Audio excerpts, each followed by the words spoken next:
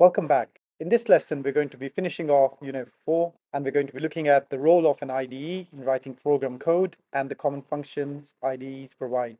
Now, in this section, we've been looking at operating systems, we've been looking at application software, we talked about translators, compilers and interpreters, and also low-level translators like assemblers. And we talked about the errors that can occur when we're using these translators to code. We looked at advantages, disadvantages, a whole lot of things. But to write program code, you need an integrated development environment these days. That's an IDE. So this lesson's purpose is to look at the software that allows us to actually write code. An IDE is a piece of software which allows users to write, test, and run program code. Now, this is a key definition, so make sure you know those 3 points in bold: write, test, and run program code. When you write a new program, generally you use an IDE. So if you're using PyCharm or REPL or any kind of program like Z, chances are you're using an IDE. Now, IDEs contain a text editor, which allows you to write program code. So the commands are entered there.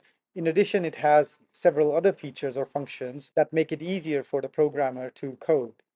It also includes a runtime environment, which is used by the user or the programmer to run the code and interact with it. In addition to that, it includes various debugging features which help you test and check the code to make sure it's free from errors. Now, it is possible to create and run programs without an IDE. For example, you could use a text file, enter the commands, and then kind of work with that. However, an IDE is much more user-friendly compared to that particular method. So let's start by looking at some code writing features of an IDE. Of course, you have the editor. This is where you enter and amend program code. There's the autocomplete feature, which suggests options for you as you start typing a command so you can choose the correct one. It's like autocomplete on your phone, really. And of course, there's autocorrection that if you misspell a command, it automatically corrects it for you. And that's again on your phone. Pretty print, a feature that changes the colors of identifiers and commands. So it helps a user or a programmer spot key terms in the code. So if you use the variable a number of times, you can see that in the same color. And finally, there's block hiding, a feature that allows you to collapse or hide blocks of code, for example, procedures or loops, so it becomes easier for you to read.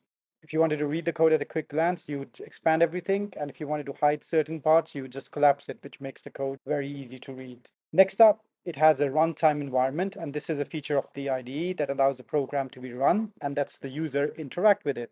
Now, on screen, you see an image, and that's of an online IDE. On the left-hand side is the text editor where you type in the commands and you can see pretty print in action and arrow next to a line number, which is block hiding, and you can use that to expand or hide the code. On the right-hand side, though, is the runtime environment, and this is where the user will interact with the program. Now, in addition to runtime environments, there are translators. Most IDEs have compilers and interpreters built in to translate the code, but not all of them. Sometimes you need to have two IDEs, one to develop the program and the other one to compile it. So sometimes you won't have both of them in, but most modern ones do have them. And of course, there's the UI or the user interface. And sometimes IDEs can have a command line interface where you type the commands in, or a graphical user interface where you can drag and drop things in. And this depends on the language and the code you're trying to use. In addition to that, the final function is debugging, and there are a number of features which allow the user to debug or fix their code. An IDE has error diagnostics built in, and that helps a user or a programmer find problems with the code. The three main features are breakpoints. This allows the user to set breakpoints in the code, so the code only runs to that particular point, so you can check what the variable or the output is. It also allows single stepping, where the code is run one line at a time. So the first line is run, the programmer checks the variable or the output, then informs the IDE to run the next line, and it continues step by step. It also has a variable watch window, and this feature allows the user to check the values of the variables while the code is running.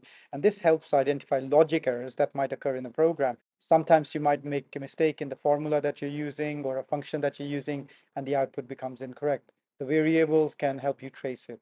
That's all you need to know about IDEs at IGCSE level. You should be able to answer the following questions now. What is the purpose of an IDE? You should be able to describe two features of an IDE that help a programmer code. Remember, this is just coding.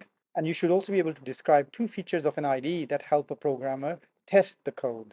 In addition to that, you should be able to answer what the purpose of a runtime environment is. And you should also be able to answer context related questions like Jasmine says that she needs two IDEs to create an executable. Explain why she might be correct. Hopefully you can answer all of these questions. If not, get back to me. That's all for this particular lesson. I'll see you in the next one.